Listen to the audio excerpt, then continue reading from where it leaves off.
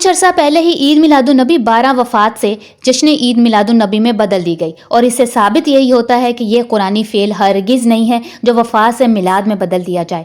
کس کی جرت ہے کہ وہ اللہ کے حکموں کو بدلے؟ لہٰذا جس کو بدل دیا گیا وہ قرآن کا حکم ہرگز نہیں۔ میرے علم کے مطابق اس کو خوشی میں اس لیے بھی بدل دیا گیا، محرم سفر کا مہینہ ماتم میں گزر جاتا ہے، اور اگر اس مہینے کو بھی ماتم سو کی نظر کر دیا گیا تو پھر امت مسلمہ کے پاس سوائے رونے دھونے کے کچھ نہیں بچے گا۔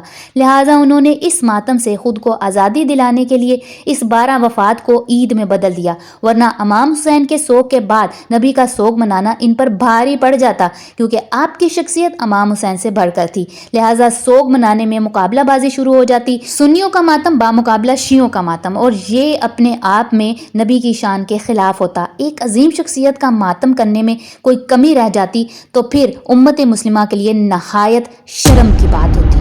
اس عید سے بائیکاٹ کیجیے، قرآن کھولیں اور اللہ کے سامنے خود کو شرمندہ ہونے سے بچا لیں۔